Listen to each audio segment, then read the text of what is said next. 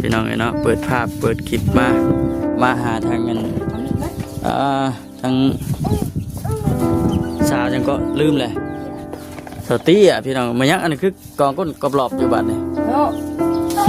นั่งดีเอามีดมาสิผมไม่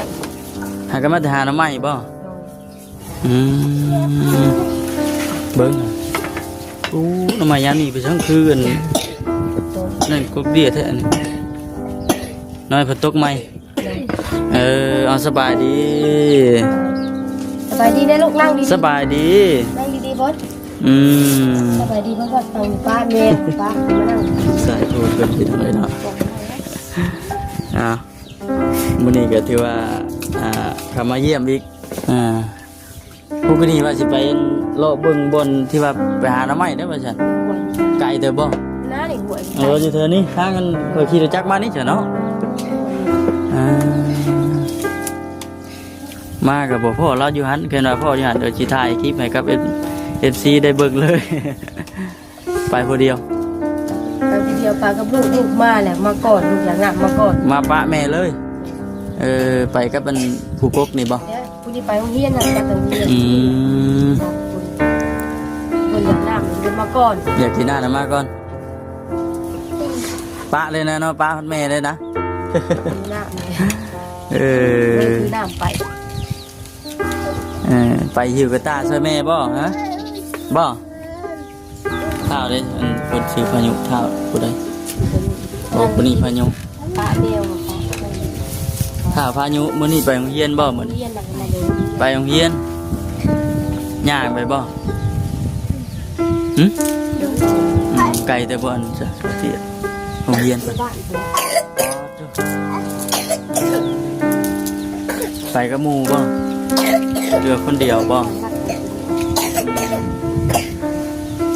สาวเตี้ยพี่น้องเนาะเป็นนั้นเคสหนึ่งพี่น้องชื่อว่าทางนั้นเข้ามาเมื่อนั้นFCก็คือสิฮู้แล้วล่ะที่ไปที่มาเราบ้านเฮาเพิ่นเอิ้นว่าแม่ไม้เนาะแม่ไม้สาวแม่ไม้พี่น้องเอ้ยเลี้ยงลูก5คนมีแต่ผู้ชายต่อยว่าซั่นปลายสาเหตุเพิ่นก็คือผู้เป็นผัวนั้นคือผ้าพี่น้องเนาะไปปลูกมัน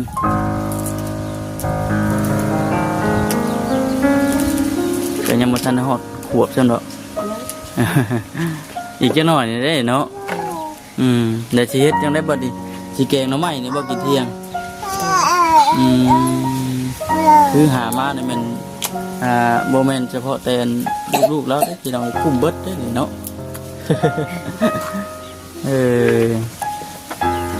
มีแต่เนาะมันยอดใหญ่ๆพี่น้องเลย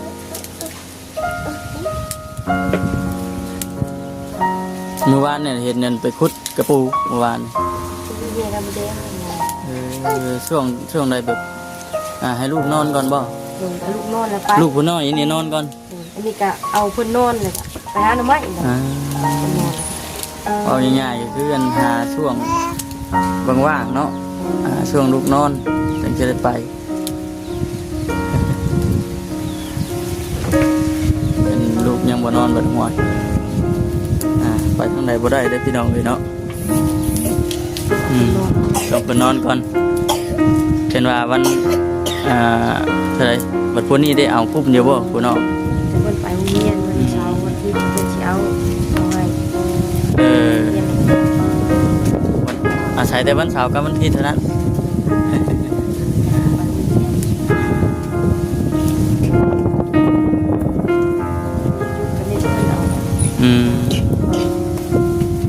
ก็ถือว่าต่างเนาะต่างกันแต่เก่าพี่น้องแต่เก่าเนี่ยว่าอุ่นใจน้ำผูกผัวถือว่าแตกต่างกันหลายบ่มันยังก็มีแต่ตัวเองแล้วบัดทีนี้ที่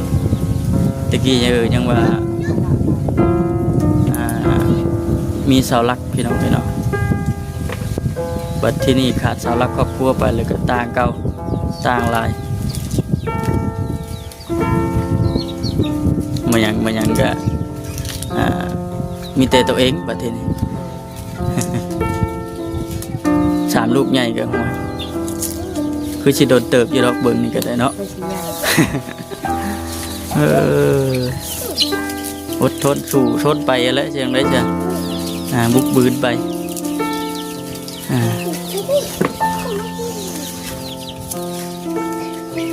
คิดว่าปีนี้นะอันชีวิตจังได้จะเป็นอยู่นี่ก่อนบ่ อยู่นี่นะหมูอยู่ไปนี่แหละหากินไป หากินไปเรามาฮอดยามให้ยามหน้าก็หารับจ้างบัดนี่ จ้างบ้านก็ไปชื่อให้ลูก ได้10-20,000ก็พอได้อันยืนให้ลูกพอได้ไปซื้อกระต้มขนมมาซะเนาะ ชื่อยาชื่อจังแม่ยาจะหลังเลยเขาหมูมียังไม่ได้ไปก็บ่ได้ยาก จะเป็นอุ่นๆมาติพอได้เงินติดติดไทยบาทในเท่ากินขนมได้ยี่บ่น้องบ่าวซื้อขนมมาต้อน3 บาทนี่เช้าไอปั๊บเลย จะหน่อยก่อนจังเสียมาบัดชิเมื่อก่อน พอได้ยันมาให้ทั้งน้องๆเพิ่นกินพี่น้องเลยเนาะกระต้มขนมนี่ถือว่าโดนบ่ดังได้ยันออกไปซื้อมีเงินอะไรสิบ่มีกับบ่มีเนี่ยมันอยู่ไปรถตลาดก็มาอยู่กูมือซื้อให้รถตลาดเนี่ยมันก็เจ้ามันโตง่ายๆกับรถอันตลาดน้อยขึ้นที่นะพี่น้องเนาะคนมากูมือบอกคนแบบแม่เฮาบ่มีเงินแต่ยารถตลาดมาเฮาบ่มีเงินซื้อแม่เฮาบ่มีเงินบอกเพิ่นแล้วก็แด้วติเพิ่นก็ไป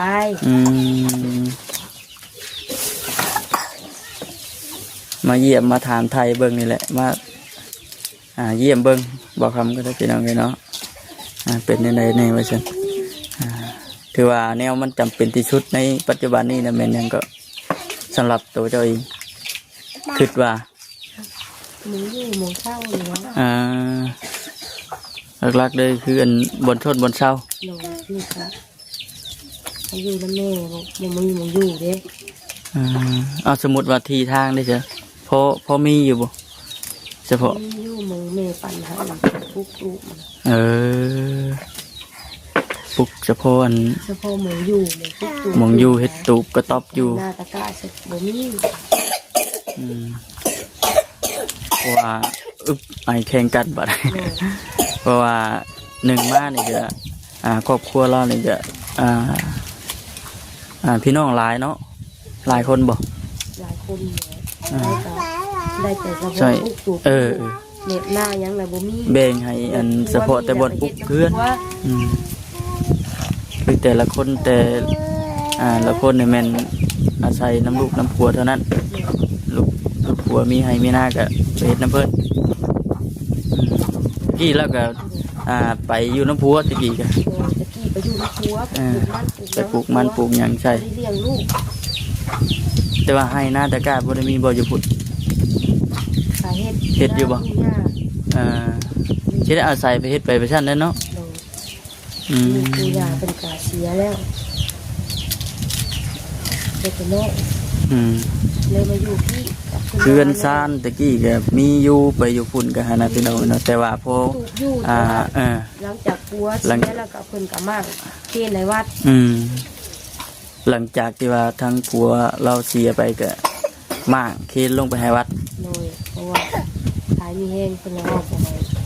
เอาไว้ใส่มากมาอีกทีในวัดไปวัดแต่ว่าเรื่องเฮ็ดบุญเฮ็ดศีลในบัดนี้จักปีเพิ่นจะให้เฮ็ดเพิ่นว่า3 ปีเอาบางครั้งจะมานั่งพี่ก็ได้พี่นี่เพิ่นว่า3 ปีดิอยู่บ้านเฮานี่แม่นว่าคนตายมีแฮงเนาะว่าง่ายๆหรือว่าคนตายโหงนี่แต่พาลูกพาเต้ามาบุกมาบืนอยู่พี่บัดนี้บักหลานี่แหละพาแม่เต้นเล่นห อดยามไห้ยามนาฮอดยามเกี่ยวข้าวเกี่ยวน้ำก็บุกบื้นเลยไปเกี่ยวบัดนี้ ทางคนก็จะเซลอยู่กลางคืนดิเป็นได้กลางคืนเซล ก็ขึ้นกันที่นี่แหละไอแข่งกันช่วย ไอแข่งกัน บ่สบายไม่ใช่กูบ่สบายเป็นไข้เป็นไอทั้งนั้นเพราะทั้งนั้นเพราะทั้งนี้ อ๋อเด็กน้อยหลายเนาะหนึ่งมาหนึ่งก็อุ่นแต่ว่าอุกตอนนั้นเพิ่นเป็นหันเป็นหนีอะไรเป็นเอาไว้กินแล้วบ่เขาเป็นตอนเช้า กินแล้วเช้า กินกับหยังมัน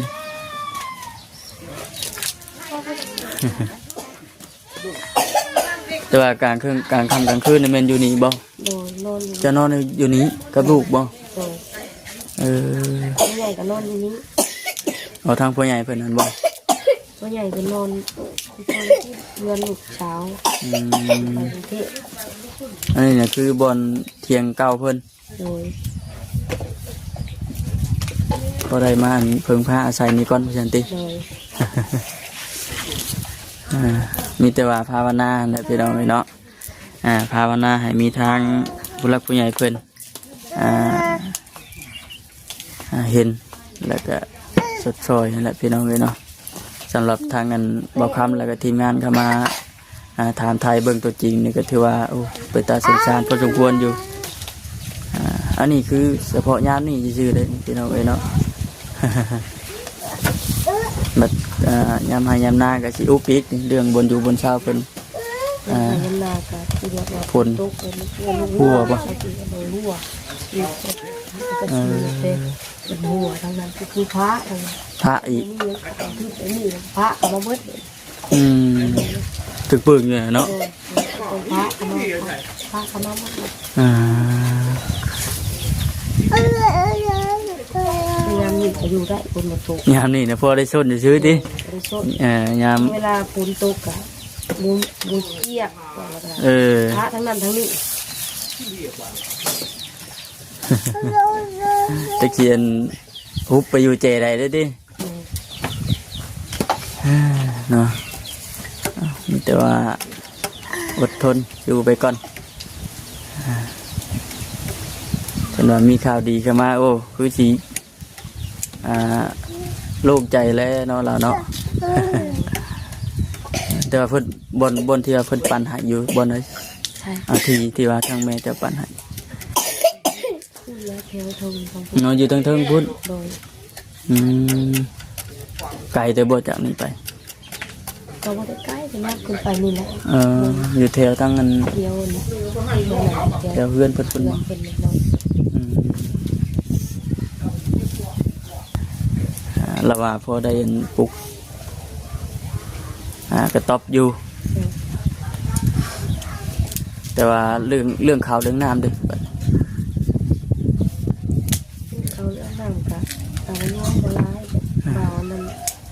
บ่าวตูนเป็นก็มาช่วย บ่ตูน ช่วยนี่นะ โอ้แสดงว่าเพิ่นเข้ามาแล้ว โดย ตั้งแต่ทางอัน เขาตูนกับบ่าวบุญ โอ้ทางบ่ตูนกับบ่บุญ ชื่อมา ก่อนจุกข่อยเข้ามาบ่ โดย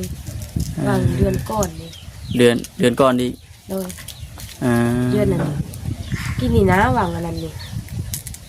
เดือนที่แล้วนี่บ่ โดยเดือนที่แล้วนี่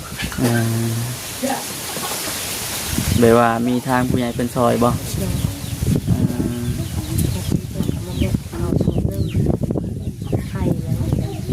นี่ ยังพอได้บรรเทาไปอยู่ พอเบาไปเดี๋ยวได้เนาะดีที่ว่ามีทางผู้รักผู้ใหญ่เป็นเห็นเป็นซอยเอาก็หาไปนำได้ไปนำกระตุนไปพร้อมอีก เนาะ เอานั่งลงดีๆอย่า คือกันได้เนาะ นั่งลงมันจะถือโลกนั่งลงบนจับใช้ดินั่งลงลูกเลย ไปห้ามไปเอาขนมป่ะน้ำรถเบิ่งเอาขนมมาเมาอันนั้นเล็กน้อยก่อนพี่น้องเนาะเหนื่อยเล็กน้อยไอก่อน โอ้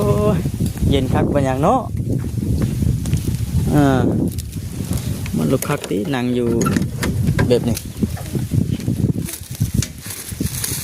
เอ้าไปจังใดเอาปุ๊บพึกบาทพี่น้อง เด็กน้อยพี่น้องเลยเนาะตามภาษาเด็กน้อยพอได้ขนมมาต้อนเด็กน้อยเพื่อนมื่อนี้เพื่อนแหละมาบัดหน้าบัดในก็เข้ามากับทางทีมงานเพื่อนพี่น้องนี่เนาะแต่ว่ารุ่นเบิ่งว่าสิมีข่าวดียังไง ขอบใจเพิ่นก่อนไหมขอบใจไหม กินมึงลูกกินมึงลูกหัน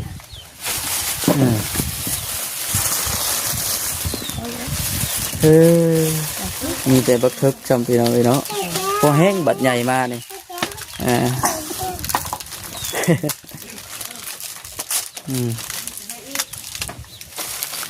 ปั่นกันกินพูดละผู้เพิ่นนั่งทั้งพูดพร้อมยายกันกินน้ำนี่ยายน้องคนน้ำ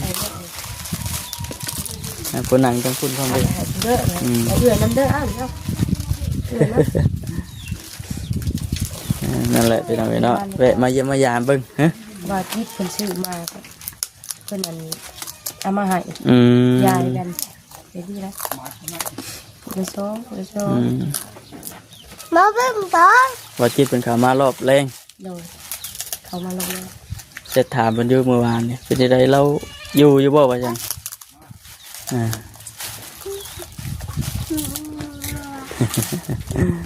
แต่ท่านละมันจะว่าเมื่อหน้าเมื่อไหร่เด้อสิมาหาใหม่มาเยี่ยมมายามใหม่ใครอยู่ดอกพี่น้องเลยเราก็อยู่บ่ได้ไกลปานใดเยี่ยมเข้ามาเยี่ยมมายามเบิ่งเนาะ โอเคสบายดีมีแต่ว่าซื้อขนมใหม่ลงเนาะภาวนาให้มีทางพลักมีให้เพิ่นเห็นสบายดีเพิ่นแม่ลูกแซ่บบ่ขอบใจเด้ออ้ายเด้อที่ขนมใหม่น้องเด้อเนาะเอาจังไดก็มีแต่ว่าจังซั่นล่ะพี่น้องทางบ่คำก็มีแต่สิจบคลิปก่อนบัดหน้าบัดในเพิ่นละที่เข้ามาเยี่ยมยามเพิ่น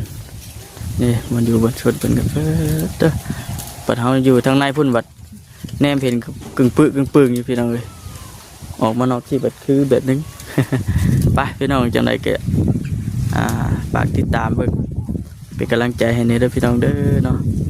โอเคสบายดี